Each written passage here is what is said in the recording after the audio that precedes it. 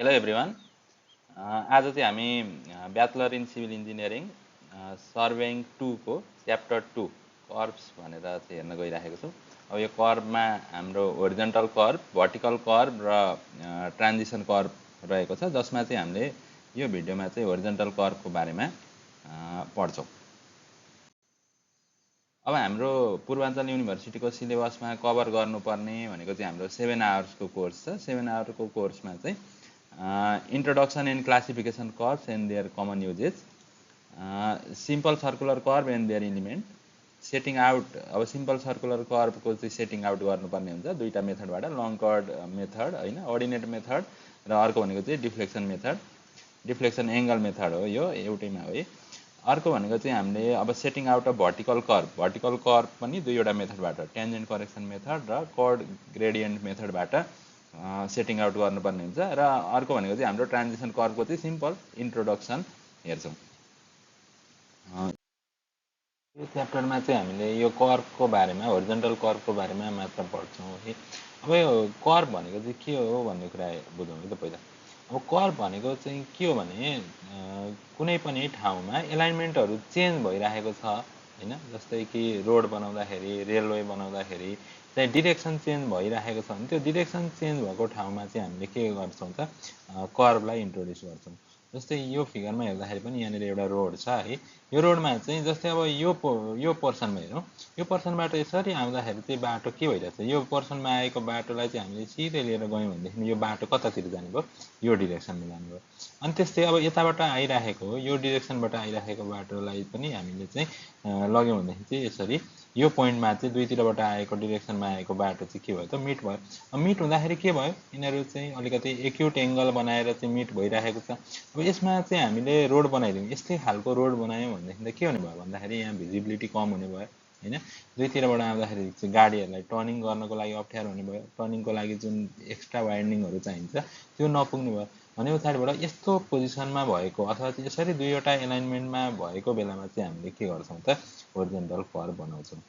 अब यो होरिजन्टल कर्ब कसरी बन्यो, अब यहाँनिर हेर्दाखेरि पनि यसरी चाहिँ एउटा सिम्पल सर्कुलर खालको चाहिँ आर्क बनाइयो होइन। यसरी आर्क बनाए पछाडिबाट चाहिँ जुन यो भिजिबिलिटी पनि पुग्ने भयो र त्यस पछाडिबाट गाडीलाई टर्निङ गर्नको लागि पनि सजिलो हुने भयो।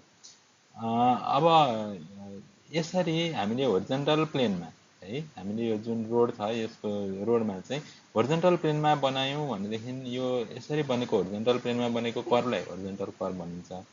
र यस्तै अब भर्टिकल प्लेनमा चाहिँ बन्यो भनेदेखि होइन, भर्टिकल प्लेनमा चाहिँ कर्ब हामीले इन्ट्रोड्युस गऱ्यौँ, जस्तै चाहिँ कुनै उकालो गइरहेको छ र ओह्रालो गइरहेको दुईतिरको चाहिँ उसलाई चाहिँ हामीले कर्बले जोडिदियौँ भनेदेखि त्यसलाई चाहिँ हामी के भन्छौँ त, भर्टिकल कर्ब भनेर भन्छौँ। अब कर्बका क्लासिफिकेसनहरू छन् यहाँ। कर्बको क्लासिफिकेसन भनेको चाहिँ अब सिम्पली हामीले पढ्ने भनेको चाहिँ होरिजन्टल कर्ब र भर्टिकल कर्ब। अघि मैले भने जस्तै होरिजन्टल कर्ब भनेको चाहिँ हाम्रो होरिजन्टल प्लेनमा बनेको कर्बहरू भनेको चाहिँ होरिजन्टल कर्ब भयो, र भर्टिकल कर्ब भनेको चाहिँ भर्टिकल प्लेनमा बनेको कर्ब भयो। अब होरिजन्टल कर्बका पनि विभिन्न यसलाई क्याटेगोराइज गरिएको छ, जस्तै यसमा भनेको सर्कुलर कर्ब र ट्रान्जिसन कर्ब भनेर क्याटेगोराइज गरेको छ। अझै अरू कर्बहरू पनि हुन्छ होरिजन्टल कर्बमा, जस्तै कम्पाउन्ड कर्ब भनेर हुन्छ, अनि रिभर्स कर्ब भनेर हुन्छ है, ती कर्बहरू पनि छन्। अब सर्कुलर कर्बमा हेर्दाखेरि चाहिँ अब सिम्पल कर्ब, कम्पाउन्ड कर्ब, रिभर्स कर्बहरू भयो। अनि अर्को भनेको चाहिँ ट्रान्जिसन कर्बमा हेर्दाखेरि चाहिँ अब ट्रान्जिसन कर्बहरू चाहिँ प्याराबोलिक नेचरको हुन्छन्। अब प्याराबोलामा पनि कुन खालको प्याराबोला बनाएको छ भन्ने कुराले फरक पर्छ, जस्तै क्युबिक प्याराबोला, स्पाइरल अथवा चाहिँ ल्यामिन्स्केट भनेर हुन्छ। अब यिनीहरूको आफ्ना आफ्ना प्रोपर्टिजहरू हुन्छन्।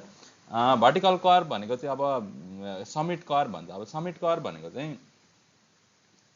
जस्तै हाम्रो यसरी होइन, कर्ब चाहिँ यस्तो माथिपट्टि चाहिँ कन्भेक्स बन्यो भनेदेखि त्यसलाई हामी समिट कर्ब भन्छौँ। अनि भ्याली कर्ब भनेको चाहिँ हाम्रो यसरी कर्ब बन्यो होइन, तलपट्टि बन्यो भनेदेखि त्यसलाई हामी भ्याली कर्ब भन्छौँ। अब सिम्पल सर्कुलर कर्बका टाइप्सहरू छन्। सिम्पल सर्कुलर कर्बहरू भनेपछि अब सिम्पल सर्कुलर कर्ब भनेपछि यो भनेको चाहिँ के हुने भयो भन्दा यो यी कर्बहरू चाहिँ सबै सर्कलका चाहिँ पार्टहरू हुन् है। सर्कलको पार्टहरूलाई चाहिँ जोडिन्छ भनेदेखि त्यसलाई हामी भन्छौँ सिम्पल सर्कुलर कर्ब भनेर भन्छौँ। अब सिम्पल सर्कुलर कर्बमा चाहिँ के हुने भयो भने एउटा ट्याक्कै एउटै सर्कलको एउटै यहाँ देखाए जस्तै एउटै सर्कलको चाहिँ कर्भ लिएको छ भनेदेखि यसलाई हामी के भन्छौँ सिम्पल सर्कुलर कर्भ। यो भनेको चाहिँ सिम्पल सर्कलको एउटा आर्क हो है। अब यसमा भनेको चाहिँ यो T1 र T2 भनेको चाहिँ अब हाम्रो पोइन्ट अफ टेन्जेन्सीहरू भनिन्छ है। जस्तै अब यो चाहिँ यहाँबाट चाहिँ हाम्रो बाटो सिधा भएको भएदेखि यो ठाउँमा पुग्थ्यो। अब यताबाट आइराखेको बाटो चाहिँ यसरी यो ठाउँमा पुग्थ्यो भने पछाडिबाट यहाँनिर चाहिँ हामीले कर्भ इन्ट्रोड्युस गरेर दुईवटा बाटोहरूलाई होइन दुईतिरबाट आएको बाटोलाई जोडेको छौँ भन्ने कुरा भयो। अर्को भनेको कम्पाउन्ड कर्भ। अब हाम्रो बनाएको कर्भहरूको चाहिँ दुईवटा अथवा चाहिँ बेग्ला बेग्लै रेडियसहरू भएको दुईवटा अथवा दुईवटा भन्दा बढी रेडियस भएका कर्भहरूलाई जोडेको छ भने यसलाई चाहिँ हामी भन्छौँ कम्पाउन्ड कर्भ भनेर भन्छौँ। जस्तै यहाँ हेर्दाखेरि यो यहाँदेखि यति यो सेक्सनसम्मको कर्भको रेडियस भनेको अलिकति के छ लेन्थमा लामो छ र यहाँदेखि यताको यो कर्भको रेडियस भनेको चाहिँ अलिकति छोटो छ भने चाहिँ यो दुईवटा टाइपका कर्भहरूलाई चाहिँ हामीले जोडेको छ भने चाहिँ यो कर्भ भनेको चाहिँ ठ्याक्कै सिम्पल सर्कलको एउटा पार्ट भएन कि दुईवटा सर्कलहरूको पार्टहरूलाई चाहिँ जोडेर बनाइयो। यस्तो कर्भहरूलाई चाहिँ हामी कम्पाउन्ड कर्भ भन्छौँ। र अर्को भनेको रिभर्स कर्भ। अब यो रिभर्स कर्भ पनि सिम्पल सर्कुलर कर्भ नै हो, सर्कुलर कर्भ नै हो। अब यो रिभर्स कर्भमा चाहिँ हाम्रा यी दुईवटा सर्कलका कर्भहरूलाई चाहिँ ठ्याक्क सर्कलको सेन्टर चाहिँ अपोजिट डिरेक्सनमा हुने गरी। जस्तै अब यो कर्भको लागि यसको सेन्टर के छ यो डिरेक्सनमा छ भने यो सर्कलको लागि अथवा यो कर्भको लागि यसको ओरिजिन अथवा चाहिँ सेन्टर चाहिँ अर्को डिरेक्सनमा छ। यसरी चाहिँ दुईटा अपोजिट डिरेक्सनमा ओरिजिन भएका अथवा चाहिँ सर्कलको चाहिँ सेन्टर पर्छ भने त्यस्तो कर्भहरूलाई चाहिँ हामी रिभर्स कर्भ भन्छौँ। अब सिम्पल सर्कुलर कर्भका इलिमेन्टहरू छन्। जस्तै अब हामीले हिसाब गर्ने बेलामा अथवा चाहिँ एक्जाम पोइन्ट अफ भ्यूले हेर्दाखेरि चाहिँ इलिमेन्ट्सहरू यो सर्कुलर कर्भको इलिमेन्ट्सहरू के हुन्छ भन्ने कुराहरू चाहिँ जान्नुपर्ने हुन्छ। जस्तै अब यहाँ हेर्दाखेरि चाहिँ पोइन्ट अफ कमेन्समेन्ट भनेको छ। पोइन्ट अफ कमेन्समेन्ट भनेको यो T1 ले डिनोट गरेको यो भाग अथवा चाहिँ जहाँबाट चाहिँ सिम्पल सर्कुलर कर्भ चाहिँ स्टार्ट भयो त्यो पोइन्टलाई चाहिँ हामी भन्छौँ पोइन्ट अफ कमेन्समेन्ट भन्छौँ। अब पोइन्ट अफ ट्यान्जेन्सी। अब पोइन्ट अफ ट्यान्जेन्सी भनेको यो कर्भ चाहिँ अब कहाँ गएर इन्ड भयो त यो जुन इन्ड भएको पोइन्ट छ है यो इन्ड भएको पोइन्टलाई चाहिँ हामी पिटी अथवा चाहिँ पोइन्ट अफ ट्यान्जेन्सी भन्छौँ। अर्को भनेको point of intersection. Point of intersection भनेको यो दुईवटा लाइनहरू है यो दुईवटा लाइनहरू चाहिँ हामीले कर्भ इन्ट्रोड्युस नगरेको भएदेखि कहाँ गएर चाहिँ मिट हुन्थ्यो भन्दाखेरि यो बी भन्ने पोइन्टमा मिट हुन्थ्यो भनेपछि यो बी भन्ने पोइन्टलाई चाहिँ हामी के भन्छौँ त पोइन्ट अफ इन्टरसेक्सन भन्छौँ। र डिफ्लेक्सन एङ्गल। अब यो दुईवटा अपोजिटबाट आइराखेको यो दुईवटा लाइनहरू यसरी यो मिट हुँदाखेरि हाम्रो जुन कुनैसँग पनि एउटा लाइनसँग अथवा चाहिँ यताबाट गइराखेको यो लाइनसँग यो हाम्रो अर्को ट्यान्जेन्टले बनाएको यो एङ्गललाई चाहिँ हामी डिफ्लेक्सन एङ्गल भनेर भन्छौँ। यसलाई डेल्टाले डिनोट गरिन्छ। अर्को भनेको चाहिँ अब हाम्रो ट्यान्जेन्ट लेन्थ छ। ट्यान्जेन्ट लेन्थको चाहिँ हामीले डिस्टेन्स क्यालकुलेसन गर्नुपर्ने हुन्छ। जस्तै अब यो ट्यान्जेन्ट लेन्थ भनेको चाहिँ हाम्रो कहाँदेखि कहाँसम्म भयो T1 देखि B सम्मको यो डिस्टेन्स भनेको चाहिँ हाम्रो ट्यान्जेन्ट लेन्थ भयो। अब यो ट्यान्जेन्ट लेन्थ निकाल्नको लागि हामीले के गर्छौँ भन्दाखेरि ट्रेङ्गलको प्रोपर्टिज युज गर्छौँ। ट्रेङ्गल र सर्कल अथवा चाहिँ ट्यान्जेन्टको प्रोपर्टिज युज गर्छौँ। जस्तै हामीलाई के थाहा छ भन्दा यो जुन यो ट्यान्जेन्ट छ यो सिम्पल सर्कुलर कर्भ भनेको त हाम्रो त सर्कल हो। सर्कलमा बनेको यो ट्यान्जेन्ट र यसको यो रेडियस T1 देखि O सम्मको यो रेडियसले बनाएको यो एङ्गल भनेको कति हुन्छ त 90 डिग्री हुन्छ। यसरी 90 डिग्री हुन्छ भने हाम्रो ट्रेङ्गल के भन्ने भयो 90 डिग्रीवाला ट्रेङ्गल भयो T1 BO भनेको हाम्रो 90 डिग्रीवाला ट्रेङ्गल भयो भने अब यो ट्यान्जेन्ट लेन्थ भनेको हामीले कसरी निकाल्न सकिन्छ यो हाम्रो के भयो हाइपोटेनियस भयो यो भनेको हाम्रो के भयो बेस भयो।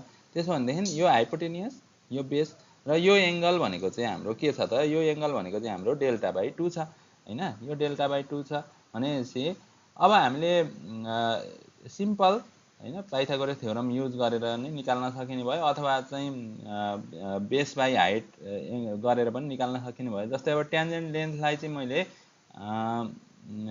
BT1 भने चाहिँ यो भनेको चाहिँ BT1 भन्यो भने अब यो BT1 भनेको चाहिँ के हुने भयो भन्दा R10 डेल्टा/2 हुने भयो हैन। यो रेडियस भयो भनेदेखि यो सिधै के भयो त R ल यो चाहिँ अलिकति राम्रो देखिएन। यो भनेको कति हुने भयो त भन्दाखेरि R10 डेल्टा/2 हुने भयो ल। अब त्यस्तै मिड ओर्डिनेट क्यालकुलेसन गर्नु पर्यो। अब मिड अर्डिनेट क्याल्कुलेसन भनेको मिड अर्डिनेट भन्ने कुरा बुझ्नु पर्यो सुरुमा। मिड अर्डिनेट भनेको चाहिँ के भने यो जुन हाम्रो यो लङ कर्ड छ यो लङ कर्डबाट यो हाम्रो कर्वको एपेक्स जस्तै यो कर्व भनेको T1 E T2 यो वाला कर्व छ नि हाम्रो यो जुन हामीले इन्ट्रोड्युस गरेको सर्कुलर कर्व D देखि E सम्मको डिस्टेन्सलाई चाहिँ हामी के भन्छौँ त मिड अर्डिनेट भन्छौँ। अब यो मिड अर्डिनेटको क्याल्कुलेसन गर्नको लागि फेरि हामीले अर्को एउटा ट्रायंगलको युज गर्छौँ। त्यो ट्रायंगल भनेको T1DO। यो ट्रायंगल पनि के हुन्छ 90 डिग्री हुन्छ भनेपछि यो 90 डिग्रीको एंगलबाट है अब हामीले D देखि E सम्मको डिस्टेन्स भनेको सिम्पली के गर्न सकिन्छ OE O देखि E सम्मको डिस्टेन्स भनेको हाम्रो जुन रेडियस भयो यो रेडियसमा O देखि D सम्मको डिस्टेन्स घटाइदियो भनेदेखि चाहिँ D देखि E सम्मको डिस्टेन्स आउने भयो जुन हामीलाई चाहिएको मिड अर्डिनेट हो। भनेपछि अब O देखि D सम्मको डिस्टेन्स चाहिँ कहाँबाट निकाल्ने भन्दाखेरि यो ट्रायंगल युज गर्ने। यो ट्रायंगलमा हाम्रो के छ यो R छ है रेडियस छ भनेदेखि O देखि D सम्मको डिस्टेन्स के हुन्छ हामीले यो एंगल डेल्टा/2 भनेको छ है। यो एंगल डेल्टा/2 भनेको छ भनेदेखि यो भनेको हाम्रो के भयो बेस भयो। यो भनेको हाम्रो के भयो त हाइपोटेन्युस भयो हैन त। OD भनेको हाम्रो बेस भयो T1 देखि O सम्मको डिस्टेन्स भनेको हाइपोटेन्युस भयो। अनि चाहिँ बेस बाइ हाइपोटेन्युस भनेको चाहिँ कसले दिने भयो कसले दिने भयो भने चाहिँ R माइनस R cos डेल्टा/2 भने चाहिँ OD भनेको के हुने भयो R cos डेल्टा/2 भने चाहिँ यहाँबाट हाम्रो निस्किन्छ R1 माइनस cos डेल्टा/2। यसलाई चाहिँ यो 1 माइनस cos डेल्टा/2 लाई चाहिँ हामीले के पनि भनेर भन्छौँ भन्दाखेरि भर साइन भनेर पनि भन्छौँ है। यो जुन एक्सप्रेसन छ 1 माइनस cos डेल्टा/2 लाई हामी भर साइन भनेर भन्छौँ भने चाहिँ मिड अर्डिनेट भनेको चाहिँ R भर साइन डेल्टा/2 भनेर पनि भनिन्छ। र कहिलेकाहीँ हामीलाई मिड अर्डिनेट नभनेर mid ordinate is also known as the versine of the curve भन्यो versine of the curve यति छ भनेर दियो भने पनि हामीले चाहिँ यो मिड अर्डिनेट दिएको रहेछ है D देखि E सम्मको डिस्टेन्स दिएको रहेछ भनेर चाहिँ बुझ्नुपर्ने हुन्छ।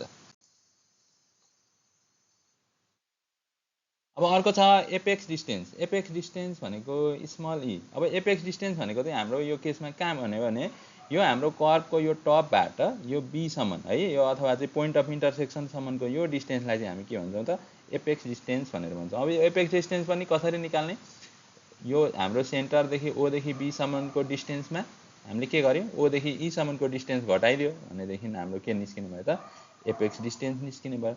अब यो O देखि B सम्मको डिस्टेन्स कसरी निकाल्ने भन्दाखेरि अघिकै फेरि फर्मुला O T1 B भनेको हाम्रो के हो 90 डिग्री वाला एंगल हो भनेपछि O देखि B सम्मको लेन्थ भनेको कति हुन्छ R sec डेल्टा/2 सेकले दिने भयो यो रेडियस र हाम्रो यो हाइपोटेन्युस युज गर्ने भयो भने त्यस पछाडिबाट EO भनेको त हाम्रो के भयो O देखि E सम्मको डिस्टेन्स भनेको त हाम्रो रेडियस नै भयो हैन। यो सिम्पल सर्कुलर कर्वको रेडियस भयो भनेपछि R sec डेल्टा/2 मा हामीले रेडियस घटाइदियो भनेदेखि यो एपेक्स डिस्टेन्स निस्किने भयो जुन भनेको चाहिँ यति हुने भयो।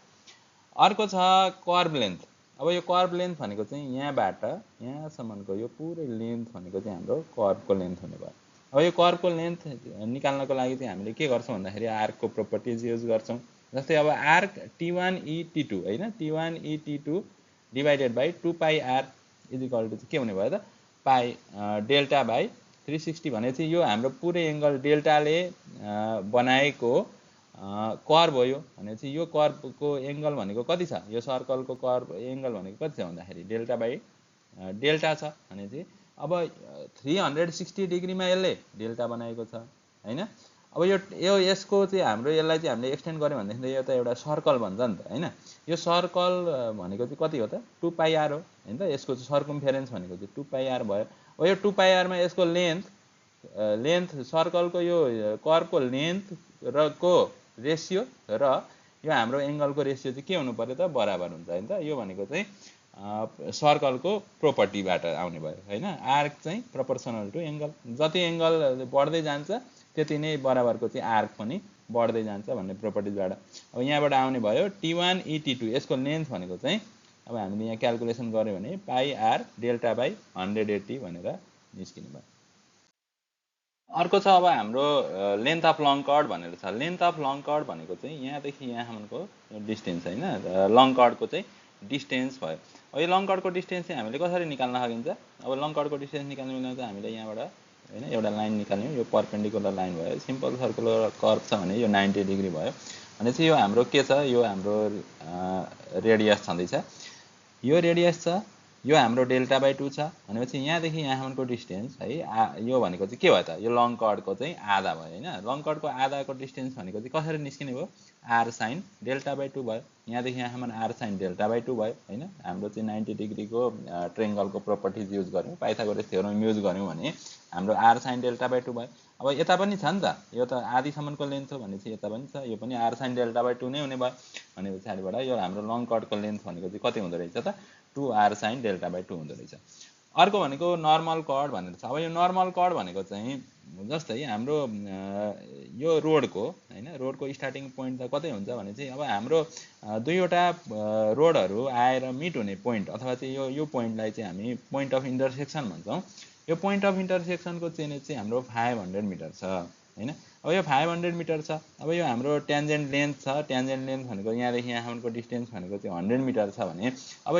यो पोइन्टमा चाहिँ के हुने भयो भन्दाखेरि चेनेज 400 मिटर हुने भयो सपोज अब हामीले चाहिँ के हुन्छ भन्दाखेरि हिसाब गर्ने बेलामा चाहिँ अब हिसाबको लागि आउँछ यो नर्मल कर्ड भन्ने कुरा जस्तै अब हामीले चाहिँ के हुन्छ भन्दाखेरि 20 मिटरको अथवा चाहिँ 30 मिटरको चाहिँ हामीले के गरेको हुन्छ चेन युज गरेको हुन्छ अथवा चाहिँ टेप युज गरिराखेको हुन्छ अब 30 मिटरको टेप युज गर्यौं भने हामीले 0 बाट आउँदै गर्दाखेरि हाम्रो यहाँनेरि यो 400 मिटर मेजर गर्ने भयो त यो 30 मिटरको टेपको फुल लेन्थलाई हामीले चाहिँ गर्दाखेरि त यो स्टार्टिङ पोइन्टमा 400 मिटर भएको ठाउँमा त हामीले के गर्ने भयो त यसले मेजर नगर्ने भयो हैन भनेपछि यसले कति मेजर गर्छ 390 मिटर मेजर गर्ने भयो अर्को भनेको चाहिँ 390 मा अब 30 जोड्दाखेरि कति हुने भयो 420 मेजर गर्ने भयो भनेपछि अब यो 420 भनेपछि हाम्रो यहाँबाट यो 390 को पोइन्ट यता कतै होला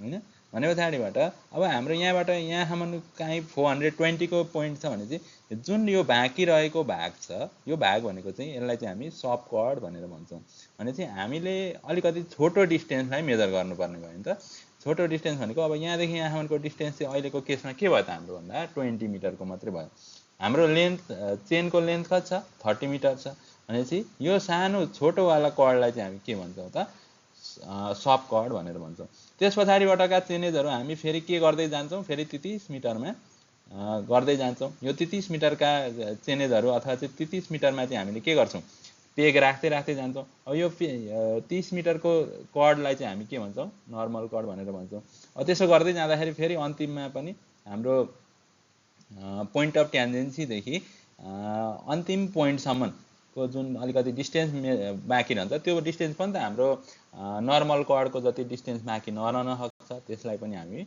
सब कर्ड भन्छौं अथवा चाहिँ यसलाई चाहिँ हामी लास्ट सब कर्ड भनेर भन्छौं अब अर्को छ चेनेज क्याल्कुलेसन अब चेनेज क्याल्कुलेसन कसरी गरिन्छ होरिजन्टल कर्वमा भन्ने कुराहरु छ अब चेनेज क्याल्कुलेसन गर्ने बेलामा चाहिँ जस्तै अब हामीले सबैभन्दा सुरुमा चाहिँ न्यूमेरिकल पोइन्ट अफ भ्यूमा चाहिँ हामीलाई यो बी को अथवा चाहिँ पोइन्ट अफ इन्टरसेक्सनको चाहिँ चेनेज दिएको हुन्छ जेनरली हैन अब यसमा चाहिँ हामीले सबैभन्दा सुरुमा चाहिँ यो ट्यान्जेन्ट लेन्थ निकाल्छौं अब यो ट्यान्जेन्ट लेन्थ निकाल्नको लागि हामीले अघि फर्मुलाहरु युज गरिसकेका छौं हैन ट्यान्जेन्ट लेन्थ भनेको r10 डेल्टा बाइ 2 भनेर थियो भनेपछि यो चेनेजमा चाहिँ यसको यो चेनेज अथवा चाहिँ यसको यो लेन्थ ट्यान्जेन्टको लेन्थ घटाइदियो भनेदेखि यो जुन स्टार्टिङ पोइन्ट छ कर्वको स्टार्टिङ पोइन्टको चेनेज आउँछ अब यो स्टार्टिङ पोइन्टको चेनेजमा चाहिँ हामीले यो कर्वको लेन्थलाई जोडिदियौं हैन कर्वको लेन्थ जोडिदियौं भनेदेखि चाहिँ के आउने भयो त यो अब इन्डिङ पोइन्टको अथवा चाहिँ पोइन्ट अफ ट्यान्जेन्सीको चेनेज आउने भयो अब simple circular curve setting out गर्ने दुईवटा मेथडले चाहिँ सेटिङ आउट गर्न सकिन्छ एउटा भनेको लिनियर मेथड अब लिनियर मेथड भनेको चाहिँ हामीसँग जम्मा टेप मात्र छ हैन टेप छ र हामीले चाहिँ रेन्जिङहरु गर्छौं रेन्जिङ गरेर चाहिँ टेपिङ गरेर मेथड गर्छौं मेजर गर्छौं अथवा चाहिँ सेटिङ आउट गर्छौं भनेदेखि त्यसलाई हामी लिनियर मेथड भन्छौं अब अर्को भनेको चाहिँ एंगुलर मेथडमा चाहिँ हामीले थियोडोलाइटहरु मेजर गरिन्छ है थियोडोलाइटले चाहिँ मेजर गरिन्छ अब एंगुलर मेथडमा हाम्रो दुईटा टाइप्सहरु छ रेनकाइन मेथड यो चाहिँ एकदमै इम्पोर्टेन्ट पनि हो एक्जाम पोइन्ट अफ भ्यूले र अर्को भनेको चाहिँ टु थियोडोलाइट मेथड यसमा चाहिँ दुईवटा थियोडोलाइटहरु युज गरिन्छ यसमा चाहिँ एउटा मात्रै थियोडोलाइट युज गरिन्छ त्यस्तै अब लिनियर मेथडमा हाम्रो अफसेट फर्म लङ कर्ड भन्ने मेथडहरु छ है अनि अफसेट फर्म ट्यान्जेन्ट त्यसमा पनि दुईवटा मेथड छ परपेन्डिकुलर र रेडियल अफसेट भनेर अर्को भनेको सक्सेसिभ बाइसेक्सन अफ कर्ड र अर्को भनेको चाहिँ offset from long cut produce भनेर छ। अब यो सबैको हामी हेर्दै जान्छौँ है त। अब सबैभन्दा सुरुमा चाहिँ अफसेट फ्रम यो लिनियर मेथडमा अफसेट फ्रम लङ कट भनेर छ। अब यो अफसेट फ्रम लङ कट भनेको चाहिँ कस्तो भनेदेखि हामीले के गर्छौँ, यो सिम्पल सर्कुलर कर्भलाई चाहिँ मेजर गर्नुपर्ने छ। अब यसको लागि चाहिँ हामीले सबैभन्दा सुरुमा यो मिड ओर्डिनेट अथवा चाहिँ यो ओ नट भनेर दिएको छ, यो मिड ओर्डिनेटको भ्यालु क्यालकुलेसन गर्नुपर्ने हुन्छ। अब यसमा चाहिँ हामीले ट्रेङ्गल T1OD मा T1O र डीमा चाहिँ हामीले हेऱ्यौँ भनेदेखि ओ नटको भ्यालु कसरी निकाल्न सक्यो भन्दाखेरि R minus root under R square minus L/2 को स्क्वायर होइन त। यो भने यहाँदेखि यहाँसम्मको डिस्टेन्स ओदेखि सीको डिस्टेन्स भनेको हाम्रो रेडियस भयो, पुरै रेडियस। यो रेडियसमा ओदेखि डीको डिस्टेन्स घटाइदियो भनेदेखि त हाम्रो यो भ्यालु आउने भयो होइन। आउँदाखेरि हाम्रो के भयो त मिड ओर्डिनेटको भ्यालु अघि पनि निकालेको थियो हामीले, अघि चाहिँ हामीले एङ्गलमा निकालेको थियो क्या, अनि चाहिँ R minus root under R square minus L/2 को स्क्वायर। अब यो एल भनेको चाहिँ के हो भन्दाखेरि यो लङ कर्डको लेन्थ हो है, लङ कर्डको लेन्थ। अब यहाँदेखि यहाँसम्मको लङ कर्डको लेन्थ भनेको चाहिँ हाम्रो के भयो त L/2 होइन, L/2 हुने भयो। अब त्यसो भनेदेखि अब हामी के गर्छौँ भने अब हामीलाई त कर्भ सेट गर्नु छ नि त। अब कर्भ सेट गर्नको लागि चाहिँ हामीले अब डिस्टेन्स अनुसारले, जस्तै अब यो सेन्टर पोइन्टबाट यो लङ कर्डको मिडबाट हामी एक्स डिस्टेन्स यता जाँदाखेरि वाइ डिस्टेन्स कति जानुपर्ने रहेछ भन्ने कुरा पत्ता लाग्यो भनेदेखि त हामीले यो पोइन्ट पत्ता लगाउने भयो नि त, कर्भको पोइन्टहरू पत्ता लगाउन सक्ने भयो नि त। भनेपछि हामीले एक्स डिस्टेन्स जाँदाखेरि ओएक्सको भ्यालु कति हुन्छ भन्ने कुरा पत्ता लगाउनु पर्ने। अब त्यसको लागि चाहिँ हामीले के गरौँ, अब ओएक्स भनेको कति हुन्छ भनेर पत्ता लगाउँछौँ क्या। अब ओएक्सको भ्यालु भनेको चाहिँ के भयो भन्दाखेरि यो ओएक्स इजिकल टु, अब यसलाई नै हामीले यसरी 90 डिग्रीमा अथवा चाहिँ यो प्यारालल लाइन ई ड्यास लाइन लिएर जाने हो भने ओएक्स भनेको के हुने भयो, ओ नटमा होइन, ओ नटमा डीदेखि ई ड्यासको भ्यालु घटाइदियो हुने रहेछ। अब डीदेखि ई ड्यासको भ्यालु भनेको कति भयो, अब डीदेखि ई ड्यासको भ्यालु भनेको चाहिँ ओ नटमा R minus root under R square minus X square घटाउने हो होइन त। अब यो R square minus X square आयो कहाँबाट भन्ने कुरा हुनसक्छ भनेपछि हामीले यो ट्रेङ्गल ओई र ई ड्यासमा हेरौँ है त। यो ओई र ई ड्यासमा हेर्दाखेरि अब हाम्रो के भयो, यस्तो छ यस्तो छ अनि यसरी आएको ट्रेङ्गल छ भनेपछि यो ट्रेङ्गलमा चाहिँ यो 90 डिग्री हो। यो 90 डिग्री हो भने अब हाम्रो ओदेखि ई ड्याससम्मको यो लेन्थ भनेको कति हुने भयो भन्दाखेरि यो आर रेडियसमा यहाँ ईदेखि ई ड्याससम्मको डिस्टेन्स घटाइदिने होइन त। भनेपछि आर स्क्वायर माइनस ई ड्यासको स्क्वायर भनेको चाहिँ हाम्रो के भयो, ओदेखि ई ड्याससम्मको स्क्वायर भयो है। भनेपछि हामीले O E dash is equal to root under R square minus X square लेख्न सक्ने भयो होइन त। ल त्यसो भनेदेखि ओएक्सको भ्यालु भनेको ओदेखि एक्ससम्मको भ्यालु भनेको त हाम्रो रेडियसमा के गर्ने, ओदेखि ई ड्याससम्मको भ्यालुलाई घटाइदिने, जुन भनेको के हुने भयो R minus root under R square minus X square हुने भयो। ल हो त्यसो हुँदाखेरि अब ओएक्स इज इक्वल टु ओएक्सको भ्यालु निकाल्दाखेरि हामीले अब यो आरलाई बाहिरपट्टि निकालिदिउँ है, बाहिर निकाल्यौँ। बाहिर निकाल्दाखेरि चाहिँ यस्तो आउनुभयो भनेपछि हामीसँग एक्स डिस्टेन्स जाँदाखेरि सपोज 1 मिटर जाँदाखेरि कति वाइ डिरेक्सनमा जानुपर्छ भन्ने कुरा चाहिँ यहाँबाट पत्ता लगाउन सक्यो भने पछाडिबाट हामीले यो कर्भका पोइन्टहरू होइन, हामीलाई चाहिँ अब यहाँबाट लङ कर्डको भ्यालु थाहा अथवा चाहिँ लङ कर्डको लेन्थ थाहा भयो भनेदेखि त हामीले 1 मिटरमा जाँदा 2 मिटरमा जाँदा अथवा चाहिँ 2.5 मिटरमा जाँदा जति मिटरको पनि हामीले भ्यालु चाहिँ निकाल्न सक्ने भयो। भनेपछि अब यसरी आएका पोइन्टहरूलाई चाहिँ हामीले के गर्छौँ भन्दाखेरि यसरी जोड्दै जोड्दै जोड्दै गएर चाहिँ एउटा कर्भ बनिने भयो। अब नेक्स्ट मेथड छ अफसेट फ्रम ट्यान्जेन्ट। अघिको भनेको चाहिँ अब कर्डवाला मेथड थियो, अब यसमा चाहिँ ट्यान्जेन्टबाट अफसेट लिने। जस्तै अब यसमा भनेको चाहिँ हाम्रो के छ, यो ट्यान्जेन्ट छ है, हामीले हाम्रो यो ट्यान्जेन्टको फर्स्ट पोइन्ट अथवा चाहिँ पोइन्ट अफ कमेन्समेन्ट भयो। अब यो पोइन्ट अफ कमेन्समेन्टबाट चाहिँ पर्पेन्डिकुलर अफसेट गर्छौँ। अब पर्पेन्डिकुलर भने चाहिँ यो ट्यान्जेन्टमा यहाँनिर देखिन्छ यो ओएक्स देखेको यो लाइन छ नि, जुन यो लाइन भनेको चाहिँ के छ पर्पेन्डिकुलर छ भनेपछि अब यो ओएक्सको डिस्टेन्स, जस्तै अब हामीले यहाँबाट ट्यान्जेन्टको लेन्थ हामीलाई थाहा हुन्छ है। अब ट्यान्जेन्टको लेन्थ चाहिँ थाहा हुन्छ भने यहाँबाट यो ट्यान्जेन्टमा चाहिँ एक्स डिस्टेन्स जाँदा अथवा चाहिँ 10 मिटर जाँदाखेरि चाहिँ हामीले कति पर्पेन्डिकुलर जानुपर्ने रहेछ भन्ने कुरा निकाल्यो अथवा चाहिँ OX को भ्यालु क्याल्कुलेसन गर्यो भनेदेखि चाहिँ हामीले यो पोइन्ट आउने भयो, कर्भ आउने भयो। जस्तै अब यहाँनिर यो 10 मिटरमा रहेछ, OD भन्ने डिस्टेन्स चाहिँ 10 मिटरमा रहेछ। अब 20 मिटरमा निकाल्नु पर्यो भने अब यसरी आउने भयो हैन। भनेपछि हाम्रो यो पर्पेन्डिकुलर डिस्टेन्स कति आउने रहेछ भनेर निकाल्यो भनेदेखि चाहिँ हाम्रो कर्भका पोइन्टहरू हामीले फेरि निकाल्न सक्ने भयो। अब यो कति हुने भयो त भन्दाखेरि जस्तै यसमा पनि हामी के गर्छौँ, अब ट्रेङ्गल OEE1 मा हेर्छौँ। OEE1 मा हेर्दाखेरि O देखि E सम्मको डिस्टेन्स भनेको हाम्रो के हो, रेडियस भइहाल्यो। O देखि E1 सम्मको डिस्टेन्स भनेको हामीलाई थाहा छैन। तर अब हामीलाई के चाहिँ थाहा भन्दाखेरि O देखि E1 सम्मको डिस्टेन्स भनेको चाहिँ रेडियसमा O देखि X सम्मको डिस्टेन्स घटाउँदाखेरि निस्किन्छ। भने चाहिँ OX भनेको के रहेछ त, OX भनेको चाहिँ रेडियसमा O देखि E1 सम्मको डिस्टेन्स घटाउँदा निस्किने रहेछ। भने चाहिँ हामीले यो सिम्पल ज्योमेट्रीहरू युज गरेर OX को भ्यालु निकाल्न सक्छौँ। अब जस्तै अब हामीले यो रुट अन्डर r² - x² भएको कुरालाई बाइनोमियल सिरिजबाट चाहिँ एक्सपान्सन पनि गर्न मिल्छ हैन त। अब रुट अन्डर r² - x² लाई बाइनोमियलले एक्सपान्सन गर्यो भनेदेखि चाहिँ अब धेरैवटा टर्म्सहरू आउने भयो। त्यो टर्म्सहरूलाई चाहिँ पछाडिका टर्म्सहरू अलि सानो सानो टर्म्सहरू आउँछन्, त्यसलाई नेग्लेक्ट गर्यो भनेदेखि चाहिँ एप्रोक्सिमेटली O देखि X सम्मको डिस्टेन्स OX को डिस्टेन्स, यो OY हैन है, यो OX को डिस्टेन्स भनेको चाहिँ हाम्रो के हुन्छ त x² / 2r पनि आउँछ। भनेको यो चाहिँ अब हामीले एक्ज्याक्ट भ्यालु आयो, यो भनेको चाहिँ अलिकति एप्रोक्सिमेट हैन, अलिकति पछाडिका भ्यालुहरूलाई चाहिँ यसले नेग्लेक्ट गरिदिनु भयो। नेक्स्टमा छ हाम्रो रेडियल अफसेट। अब यो रेडियल अफसेट भनेको चाहिँ हाम्रो जुन डिरेक्सनमा चाहिँ हाम्रो रेडियस गइराखेको छ त्यही डिरेक्सनको चाहिँ लेन्थ मेजर गर्ने। जस्तै अब यहाँबाट हाम्रो 10 मिटर जाँदाखेरि यहाँबाट चाहिँ हाम्रो यो D भन्ने पोइन्टबाट यो O लाई जोड्ने, यसरी O लाई जोड्दाखेरि बनिने जुन यो D देखि E सम्मको लाइन छ हो, यसरी अफसेट मेजर गरिन्छ भनेदेखि यसलाई चाहिँ हामी भन्छौँ रेडियल अफसेट। जस्तै अब अर्को ठाउँमा निकाल्नु पर्यो भनेदेखि चाहिँ के हुने भयो, यो यसमा अथवा चाहिँ यहाँ यसरी रेडियसतिर जाने भयो भने चाहिँ यो अफसेट अथवा यहाँदेखि यहाँसम्मको डिस्टेन्स भनेको चाहिँ यो भनेको चाहिँ हाम्रो रेडियल अफसेट भयो।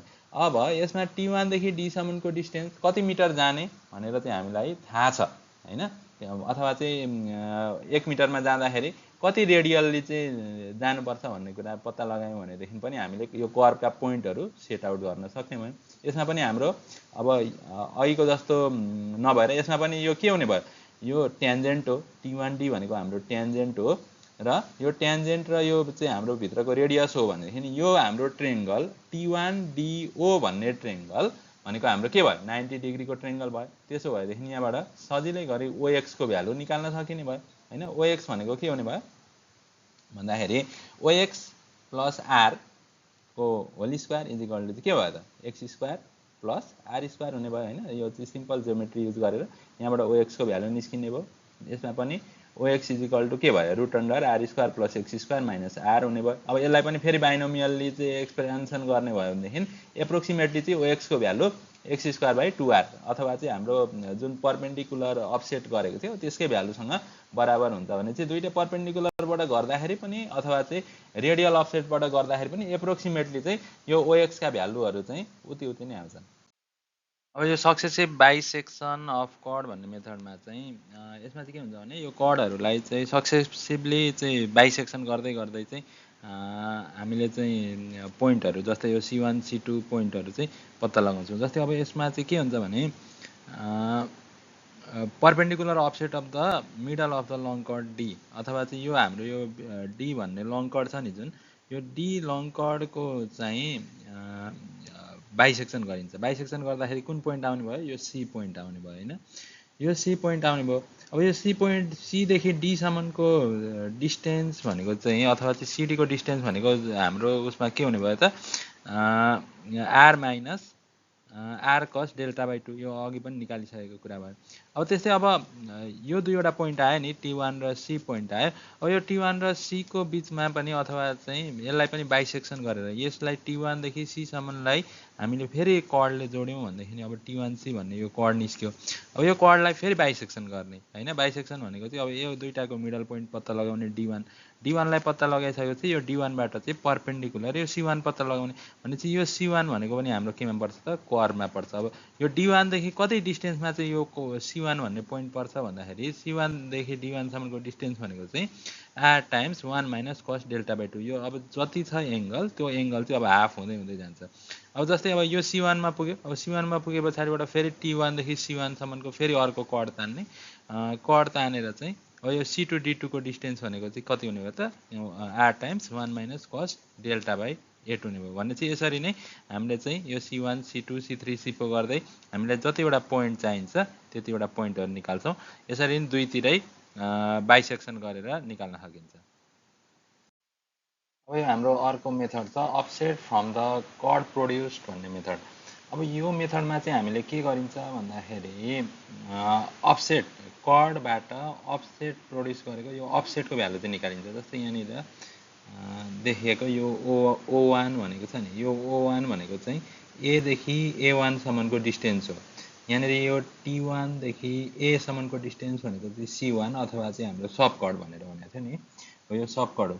भने पछाडिबाट अब हामीले चाहिँ यसमा के क्याल्कुलेसन गरिन्छ भन्दाखेरि यो O1 को भ्यालु चाहिँ क्याल्कुलेसन गरिन्छ। हामीले यो C1 को भ्यालु अथवा चाहिँ सब कर्डको भ्यालु त सजिलैसँग निकाल्न सक्छौं हैन। जस्तै अब यहाँ भनेको त अब हाम्रो यसको चेनेज कति आउँछ, यो चेनेज आइसके पछाडिबाट यो चेनेजमा चाहिँ सब कर्ड कति हुनुपर्छ अथवा चाहिँ C1 को भ्यालु कति हुनुपर्छ भनेर हामीले क्याल्कुलेसन गर्न सक्छौं। अब यो C1 को भ्यालु क्याल्कुलेसन गरेपछि जस्तै अब T1 बाट C1 डिस्टेन्स अथवा भनौं यो हाम्रो चाहिँ T1O भयो, यो भनेको चाहिँ हाम्रो ल O भयो, यो भनेको चाहिँ हाम्रो T1 छ। अब यो T1 छ भने अब यो T1 बाट A सम्मको डिस्टेन्स अथवा सब कर्डको लेन्थ हामीलाई थाहा हुन्छ। तर ट्याक्कै कुन पोइन्टमा पर्छ, कर्वको पोइन्टमा पर्छ भनेर पत्ता लगाउनको लागि चाहिँ हामीले के गर्छौं भन्दाखेरि अब यो T1 बाट गएको यो जुन ट्यान्जेन्ट छ, यो ट्यान्जेन्ट भनेको T1V यहाँनिर देखिएको, यो ट्यान्जेन्ट V बाट चाहिँ हामीले के गर्छौं त यहाँबाट अब T1A बराबरकै चाहिँ हाम्रो यसरी अफसेट क्याल्कुलेसन गर्छौं। यो अफसेट भनेको चाहिँ जस्तै अब यसरी जोडियो भनेदेखि अब यो अफसेट अथवा चाहिँ यहाँ हेर्दाखेरि यो A1 देखि A सम्मको डिस्टेन्स O1 को डिस्टेन्स हामीलाई पत्ता लाग्यो भनेदेखि चाहिँ हामीले के गर्न सकिन्छ, यो T1 बाट हाम्रो कर्ड C1 को डिस्टेन्स भनेको चाहिँ T1 A1 को डिस्टेन्समा जाने र यहाँबाट चाहिँ हामीले के गर्ने त अब आर्क अथवा चाहिँ यो आर्क चाहिँ प्रोड्युस गरिदिने। यसरी प्रोड्युस गरिसके पछाडिबाट जुन पोइन्टमा चाहिँ हाम्रो जुन यो कर्डसँग काटिन्छ अथवा चाहिँ यो O1 को भ्यालु क्याल्कुलेसन हुन्छ, यो O1 को भ्यालु जति गइसके पछाडिबाट हाम्रो के आउने भयो त यो A भन्ने पोइन्ट आउने भयो। जस्तै अब यहाँ हेरौँ है त, हेर्दाखेरि यहाँ के भनेको छ भन्दा प्रोपर्टी सर्कुलर कर्वको प्रोपर्टीबाट T1OA T1 अनि O अनि A, जस्तै यहाँनिर यहाँ देखिन्छ T1O र A भनेपछि यो T1O A भनेको चाहिँ कति हुन्छ भन्दाखेरि हाम्रो 2 टाइम्स डेल्टा हुन्छ हैन त। T1OA को भ्यालु भनेको चाहिँ 2 टाइम्स डेल्टा 1 हुन्छ। यो डेल्टा 1 भनेको चाहिँ के हो भन्दाखेरि यो सब कर्डले यो हाम्रो ट्यान्जेन्टसँग बनाएको एंगल अथवा चाहिँ यो एंगल भनेको चाहिँ डेल्टा 1 हो। भने चाहिँ हाम्रो सर्कलको प्रोपर्टिज युज गरेको यो चाहिँ। त्यसो भनेदेखि C1 को भ्यालु अथवा चाहिँ यो कर्डको भ्यालु T1 देखि A सम्मको डिस्टेन्स को भ्यालु भनेको चाहिँ लगभग नियरली इक्वल टु यो कर्वसँगै बराबर हुन्छ हैन। लगभग अहिले यहाँ हेर्दाखेरि सब कर्डको भ्यालु र यो कर्डको भ्यालु लगभग बराबर हुन्छ। अलिकति थोरै फरक आउँछ, त्यो खासै हामीलाई त्यसले फरक पार्दैन। भने पछाडिबाट यसलाई हामीले आर्क T1A भन्न मिल्यो है, भनेको T1A सँग लगभग यो आर्कसँग बराबर हुन्छ भन्ने कुरा। भनेपछि यो आर्कसँग बराबर हुन्छ भनेदेखि यो C1 को भ्यालु के हुने भयो, यो भनेको चाहिँ r टाइम्स 2 डेल्टा 1 अथवा चाहिँ यो रेडियस इन्टु यो 2 डेल्टा 1 हैन। यो यसले सबटेन्ड गरेको एंगल हामीले त्यही हो, अथवा चाहिँ यो सबटेन्ड गरेको एंगल थीटा भनेको चाहिँ हाम्रो यो कर्ड है अथवा चाहिँ यो चाहिँ हाम्रो आर्क डिभाइडेड बाइ रेडियस भनेर पढेको छ नि। भने पछाडिबाट यहाँबाट हाम्रो डेल्टा 1 भनेको C1/2R आयो। अब C1/2R आयो भनेदेखि चाहिँ यो O1 भनेको चाहिँ अथवा चाहिँ A देखि A1 सम्मको डिस्टेन्स भनेको केसँग बराबर हुने भयो? आर्क AA1 भनेको चाहिँ C1 डेल्टा 1 सँग बराबर हुने भयो हैन त। भनेको जस्तै अब यहाँ भनेको चाहिँ हामीले यसरी आर्क बनाएको छ। अब यो आर्क बनाएको भनिसके पछाडिबाट त यो आर्कको भ्यालु भनेको केसँग बराबर हुने भयो भन्दाखेरि यहाँदेखि यहाँसम्मको कड हैन, यो आर्कको रेडियस भनेको चाहिँ यही कड भयो नि त। यो भनेको चाहिँ जस्तै यो भनेको चाहिँ हाम्रो C1 भयो, कडको लेन्थ भयो भने इन्टु यो डेल्टा 1 भनेको चाहिँ यो यसले सबटेन्ड गरेको एङ्गल भयो हैन त। यसले चाहिँ यहाँनिर यो सबटेन्ड गरेको एङ्गल भनेको डेल्टा 1 भने पछाडिबाट O1 को भ्यालु, यो कर्वको भ्यालु भनेको चाहिँ C1 टाइम्स डेल्टा हुने भयो। त्यसो भएदेखि हामीले यो माथिको भ्यालुमा लगेर हालिदियो भने डेल्टा 1 को भ्यालु त हामीलाई थाहा। अब डेल्टा 1 को भ्यालु भनेको कति हुने भयो? C1/2R यहाँ निकालिसकेको छ। डेल्टा 1 = C1/2R भने पछाडिबाट यो O1 को भ्यालु अथवा चाहिँ यो अफसेट जुन छ, यो अफसेटको भ्यालु कति आउँदो रहेछ त? C1² / 2R निस्किँदो रहेछ। त्यसै अब हामीले O2 हैन, O2 भनेको चाहिँ अब सेकेन्ड अफसेट भयो। त्यो सेकेन्ड अफसेटको भ्यालु निकाल्नु पर्यो भनेदेखि हामीले के गर्नु पर्यो? फेरि अब C2 मा डेल्टा 1 प्लस डेल्टा 2 जोड दिनु पर्यो है।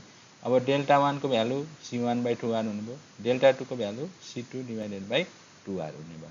अब यसै गरेर अब चाहिँ O3 ON -1 भने चाहिँ सबैको भ्यालुहरु चाहिँ निस्किँदै जाने भयो।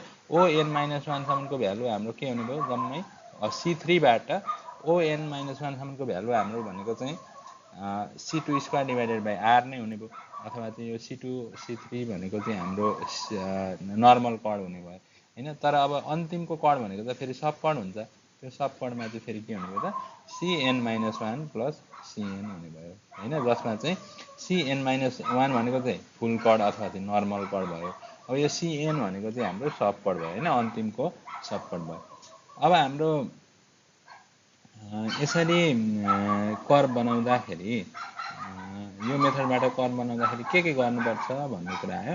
अब यसमा भनेको चाहिँ सबैभन्दा सुरुमा चाहिँ सब कड हैन, सब कडको लेन्थ र लास्ट सब कडको लेन्थ चाहिँ पत्ता लगाउने। अनि लास्टमा बिचका लेन्थहरु अथवा चाहिँ बिचका कडहरु भनेको चाहिँ हाम्रा नर्मल कडहरु भइहाले।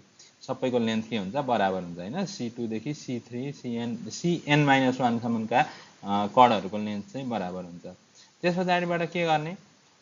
टेपलाई तन्काउने है। टेपलाई कतिको डिस्टेन्समा तन्काउने भन्दाखेरि T1 देखि V सम्मको डिस्टेन्समा चाहिँ डिरेक्सनमा तन्काउने। कतिमा राख्ने भन्दाखेरि T1 मा चाहिँ 0 सेट गरेर राख्ने।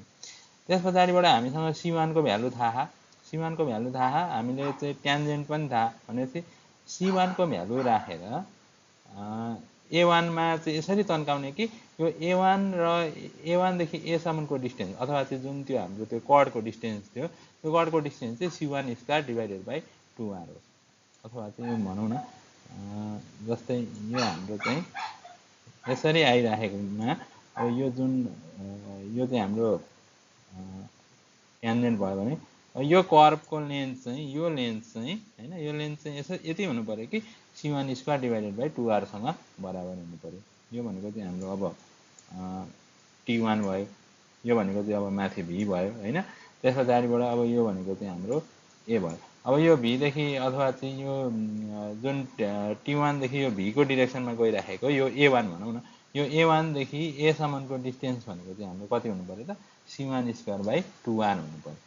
Now state the chain along T1 A B1 with 0 at the tip. Swing the arc of the length C2 from B1 till B1 = अब यहाँबाट फेरि के गर्नु पर्यो? अर्को पोइन्ट पत्ता लगाउनको लागि फेरि के गर्नु पर्यो? यहाँबाट फेरि ट्यान्जेन्टमा हेर्नु पर्यो हैन। ट्यान्जेन्टमा हेरेर चाहिँ अब O2 को भ्यालु चाहिँ कति आउनु पर्यो सेकेन्डको लागि भन्दाखेरि अब यहाँ हामीले निकालिसकेको छ। O2 को भ्यालु भनेको चाहिँ C2/2R times C1 plus C2 सँग बराबर हुने गरी हुनु पर्यो। यसो गर्दै गर्दै हामीले चाहिँ अब क्याल्कुलेसन गर्दै जान सक्ने भयो। अब तेस्रो बाटो चाहिँ सजिलो हुन्छ। अब तेस्रो बाटो C3 बाटको भ्यालु भनेको चाहिँ अब हाम्रो सबै नर्मल कडहरु आउने भयो हैन। त्यसमा भनेको चाहिँ C2² / R आउने भयो हैन। C3 को C4 को हुँदै हुँदै O1 के अरे O3 O4 को भ्यालुहरू चाहिँ ON-1 सम्मको भ्यालु भनेको चाहिँ हाम्रो कति आउने भयो त भन्दाखेरि C2 square divided by R आउने भयो। अब फेरि ON भनेको त लास्टमा त फेरि एउटा सब कड छ, त्यो सब कडको भ्यालुले गर्दाखेरि चाहिँ अब यहाँ C2 प्लस CN हुने भयो होइन त लास्टको भ्यालु भनेपछि अरूमा स्क्वायर हुन्थ्यो, अब यसमा चाहिँ लास्टको भ्यालुलाई जोड दिनुपर्ने भयो, स्क्वायर नहुने भयो। अब यसो गर्दै गर्दै चाहिँ हामीले सबै क्यालकुलेसनहरू गर्न सक्छौँ। अर्को मेथड छ रेन्काइन मेथड अथवा चाहिँ डिफ्लेक्सन एङ्गल मेथड भनेको छ। हाम्रो अब एक्जामिनेसन पोइन्ट अफ भ्यूमा चाहिँ सबैभन्दा धेरै न्युमेरिकल चाहिँ यही मेथडबाट आउँछ। अब यसमा भनेको पनि अब यसमा चाहिँ हामीले थियोडोलाइटको युज गर्छौँ। अब थियोडोलाइटको युज गरिसके पछाडिबाट चाहिँ हामीले यसमा डिफ्लेक्सन एङ्गलको क्यालकुलेसन गर्छौँ। जस्तै अब थियोडोलाइटलाई हामीले T1 स्टेसनमा सेट गरेर होइन यो V1 मा चाहिँ हामीले 0 गऱ्यौँ भने अथवा चाहिँ यो पोइन्ट अफ इन्टरसेक्सनमा 0 गऱ्यौँ भने अब हामीले चाहिँ के पढ्छौँ भन्दाखेरि एङ्गलहरू मेजरमेन्ट गर्ने हो। जस्तै अब यहाँ बसेर चाहिँ Δ1 मेजरमेन्ट गऱ्यौँ र T1 देखि A सम्मको डिस्टेन्स थाहा छ हामीलाई भने हामीले के गर्न सक्ने भयौँ त यो पोइन्ट कहाँनिर रहेछ भन्ने कुरा पत्ता लगाउन सक्ने भयौँ। त्यस्तै अब यो Δ2 मेजरमेन्ट गऱ्यौँ र हामीलाई चाहिँ यहाँबाट यहाँसम्मको लेन्थ अथवा चाहिँ लङ कर्डको लेन्थ थाहा छ भनेदेखि चाहिँ हामीले सजिलैसँग यो बी पोइन्ट पत्ता लगाउन सक्यौँ भने त्यसो हुँदै हुँदै गएर चाहिँ हामीले अन्तिम पोइन्टसम्म यो T1 मै बसेर चाहिँ यो पुरै कर्भलाई चाहिँ सेट आउट गर्न सक्ने भयौँ। अब यसमा भनेको पनि अघिकै जस्तो एङ्गल VA1A भनेको चाहिँ 2Δ1 हुन्छ। जस्तै V अनि A1 अनि त्यस पछाडिबाट A भनेको चाहिँ यो भनेको चाहिँ अब यसको यो डिफ्लेक्सन एङ्गल जति छ यो भनेको चाहिँ 2Δ1 हुन्छ। यो भनेको चाहिँ केसँग बराबर हुने भयो त यो 2Δ1सँग बराबर हुने भयो। अब त्यस्तो हो भने प्रोपर्टी अफ सर्कुलर कर्भको प्रोपर्टीले के भन्छ एङ्गल T1OA भनेको यो कति 2Δ1 र VA1A चाहिँ दुइटै के हुने भयो त बराबर हुने भयो। यो दुइटै बराबर हुन्छ। यो भनेको चाहिँ अब ट्यान्जेन्टले बनाएको प्रोपर्टी हो, यो सर्कलको प्रोपर्टिजबाट आएको कुरा हो। अब त्यसो भनेदेखि कर्ड लेन्थ C1 यो C1 भनेको T1 देखि A सम्मको डिस्टेन्स भनेको चाहिँ के हुने भयो त भन्दा R इन्टु T Δ1 है, जसमा चाहिँ Δ1 चाहिँ रेडियनमा छ भनेदेखि हामीले के गर्न सक्यो π/180 राख्न सक्यो। π/180 राखे पछाडिबाट यो चाहिँ डिग्रीमा आउने भयो, डिग्रीमा कन्भर्ट भयो। अब डिग्रीमा कन्भर्ट भयो, डिग्रीको कुरालाई चाहिँ मिनटमा कन्भर्ट गर्दाखेरि चाहिँ Δ2 को भ्यालु चाहिँ 1718.87 C2 डिभाइडेड बाई R आउँदो रहेछ। भनेपछि Δ2 अथवा चाहिँ यहाँबाट क्यालकुलेसन गर्दाखेरि चाहिँ Δ2 को भ्यालु त्यति आउनु भयो। Δ1 को भ्यालु भनेको पनि 1718.87 C1 डिभाइडेड बाई R। अब C1 र C2 मा चाहिँ के फरक छ भन्दाखेरि यो C1 भनेको चाहिँ T1 देखि A सम्मको डिस्टेन्स भयो, यो भनेको चाहिँ हाम्रो फर्स्ट सब कर्ड भयो।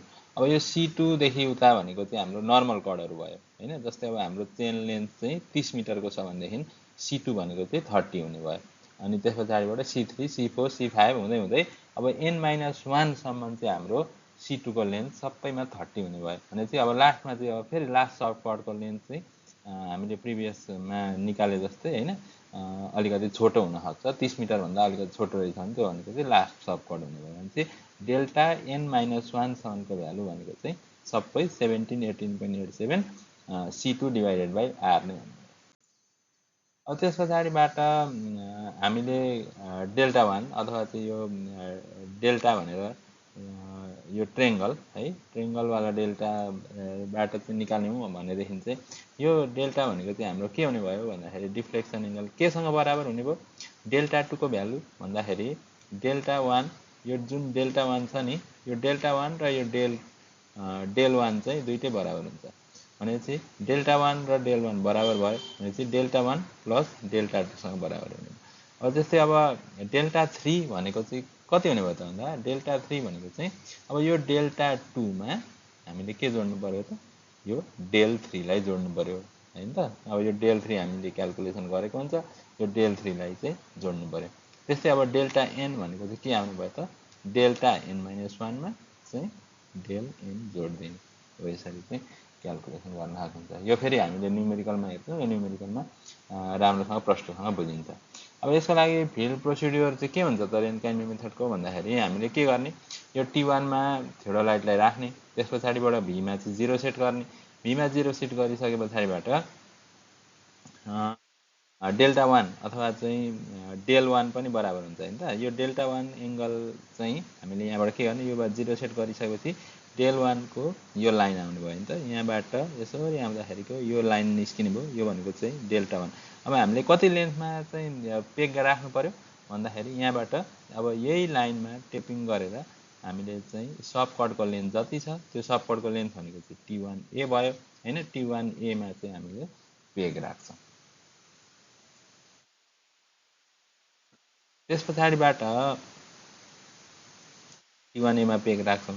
त्यस पछाडिबाट फेरि के गर्छौँ, डेल्टा 2 को भ्यालु क्याल्कुलेसन गर्छौँ हैन। डेल्टा 2 को भ्यालु भनेको कति हुने भयो, delta 1 del 1 plus del 2, del 1 plus del 2 गऱ्यो भनेदेखि चाहिँ हाम्रो डेल्टा 2 को भ्यालु आयो। अब त्यस्तै डेल्टा 3 को भ्यालु निकाल्नु पर्यो भनेदेखि के गर्नु पर्यो त, अब यो डेल्टा 2 प्लस डेल 3 गरेर निकाल्छौँ। यसो गर्दै गर्दै हामीले सबै क्याल्कुलेसनहरू चाहिँ यही T1 मा बसेर थियोडोलाइटलाई यही T1 मा राखेर र हाम्रा यी कडहरूको लेन्थहरू क्याल्कुलेसन गर्दै गर्दै हामीले डेल n सम्मको भ्यालुहरू निकाल्छौँ। यो चाहिँ अर्को मेथड छ हाम्रो टु थियोडोलाइट मेथड भन्ने, यो पनि एङ्गुलर मेथड नै हो। अब यो एङ्गुलर मेथड चाहिँ हामीसँग दुईवटा थियोडोलाइट एभाइलेबल भएको बेलामा गर्न सकिन्छ। यसमा चाहिँ हामीले के गर्छौँ भने जुन कुनै एङ्गल मेजर गरेर पनि चाहिँ हाम्रो पोइन्टका कर्भका पोइन्टहरू पत्ता लगाउन सक्छौँ।